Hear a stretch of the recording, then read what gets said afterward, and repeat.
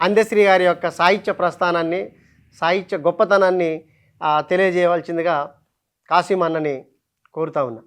తెలుగు నేల భిన్నమైన ఆలోచనలకు, ఆలోచన స్రవంతులకు, ఉద్యమాలకి, ఆరాట పోరాటాలకి నిలవైనటువంటి ప్రాంతం. ఇక్కడ పాల్కురికి సోమనాథుడి నుంచి మొదలు పెడితే పోతన, ఆధునిక కాలంలో కాళోజీ, వట్టికోట ఆలూరు స్వామి, సురవరం ప్రతాపరెడ్డి, ఇదంతా ఒక కాలం. ఆ తర్వాత 1970 దశకం తీసుకున్న తర్వాత తెలుగు సాహిత్యాన్ని విశేషంగా ప్రభావితం చేసిన వ్యక్తి గద్దర్. ఒక రకంగా మనకు 1940, 50ల కాలంలో ఆనాటి తెలంగాణ జీవితాన్ని చిత్రించిన వ్యక్తి సుద్దాల హనుమంతు, ముఖ్యంగా పాటల ద్వారా. ఈ ఒరవడిని, ఈ లెగసీని కంటిన్యూ చేసిన వాడు గద్దర్ 70వ దశకంలో. నక్సల్బరీ పోరాట నేపథ్యం నుంచి ఆనాడు సమాజంలో జరుగుతున్న దోపిడీకి, అన్యాయాలకు వ్యతిరేకంగా పోరాటాలు మొదలైనప్పుడు చాలామంది కవులు ఆలోచించడం మొదలుపెట్టారు. కవి అంటే కేవలం కవిత్వం రాసుకోవడం మాత్రమే కాదు, ఆ కవిత్వానికి ఒక సామాజిక ప్రయోజనం ఉండాలనే చర్చ ముందుకొచ్చినప్పుడు ఆ చర్చలో భాగంగా 1936లోనే ఇక్కడ అభ్యుదయ రచనల సంఘం ఏర్పడి ఉన్నది. ప్రపంచవ్యాప్తంగా జరిగిన అనేక పరిణామాలు, ముఖ్యంగా రష్యాలో సోషలిస్టు సమాజం ఏర్పడటం వలన 1917లో రష్యాలో విప్లవం జరిగి లెనిన్ నాయకత్వంలో సోషలిస్టు సమాజం ఏర్పడింది, ప్రభుత్వం ఏర్పడింది.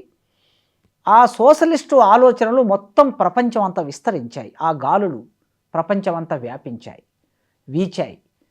సరిగ్గా ఆ సమయంలో శ్రీశ్రీ లాంటి కవులు ఎందుకు కవిత్వం రాయాలి, ఎవరి కోసం రాయాలనే ప్రశ్న వేసుకొని శ్రీశ్రీయే చెప్పినట్లు కష్టజీవికి ఇరువైపులా ఉన్నవాడే కవి అన్నాడు ఆయన.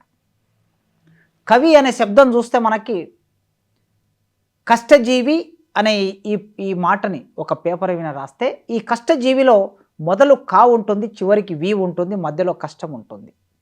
కనుక కా మొదలు వి చివర ఉంటుంది కనుక మధ్యలో ఈ కష్టజీవికి ఇరువైపులా ఉండేవాడే కవి అనే మాట ఏదైతుందో అది తెలుగు సమాజాన్ని బాగా ప్రభావితం చేసింది. హిందీ సాహిత్యంలో మున్షి ప్రేమ్చంద్ లాంటి వాళ్ళు అభ్యుదయ భావాలతో కథల్ని, నవల్ని విస్తృతంగా రాశారు. కానీ తెలుగు సాహిత్యంలో అలాంటి ఒక ఆలోచన విధానాన్ని ప్రవేశపెట్టిన వాడు శ్రీశ్రీ.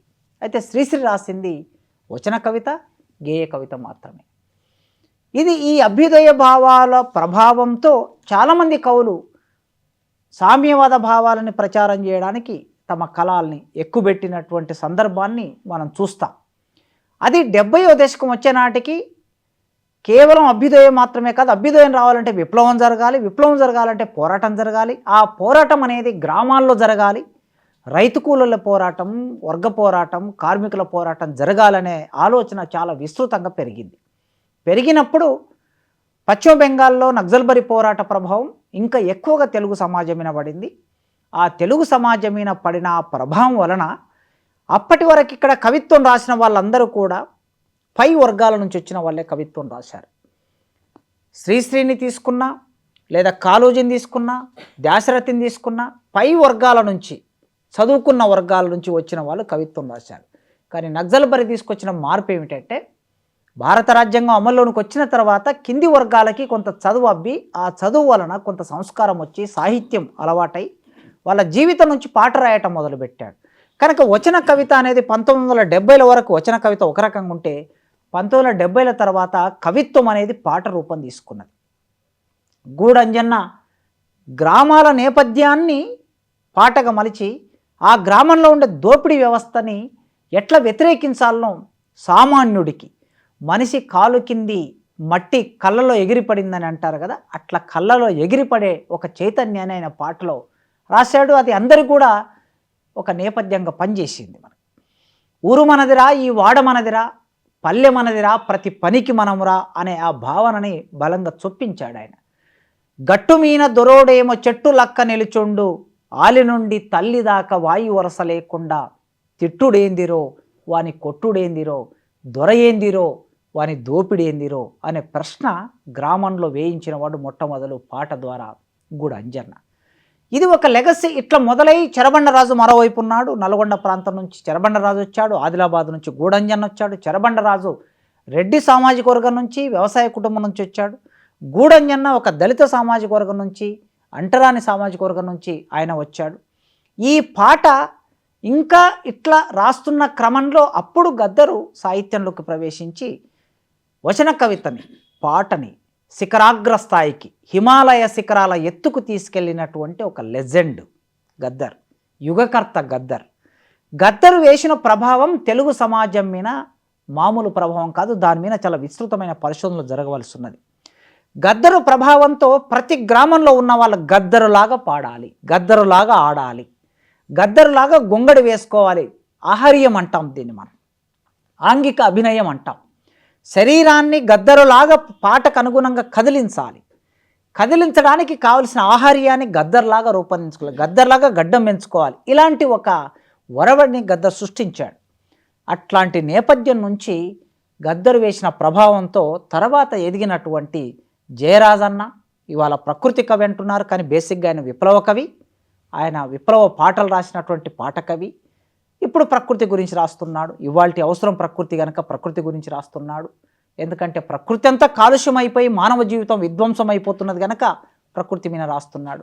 గోరటి వెంకన్న అటు పాలమూరు జిల్లా నుంచి పాలమూరు యాసని, పాలమూరు భాషని, పాలమూరు వలసని, దుఃఖాన్ని, జీవితాన్ని ఒక పదకవుల ఒక వారసత్వాన్ని తీసుకొని ఆయన పాటలోకి వచ్చాడు.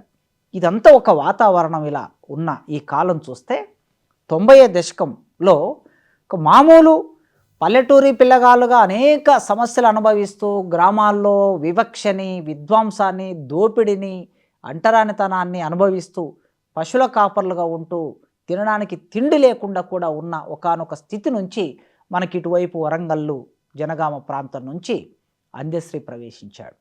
చాలా సందర్భాల్లో ఆయన చెప్తాడు. తర్వాత ఆధ్యాత్మిక విషయం వైపు వెళ్ళాడా, రకరకాల విషయాలు. ఆయన జీవితం చాలా కలర్ఫుల్గా ఉంటుంది, మనకు సింగిడిలాగా ఉంటుంది, ఒకేలాగా చూడలేం.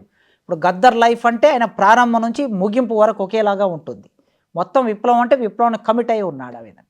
కానీ ఈయన అట్లా కాకుండా చాలా భిన్నమైనటువంటి ధృవాలుగా, భిన్నమైన అంశాలుగా మనకు అందశ్రీ జీవితం కనిపిస్తుంది.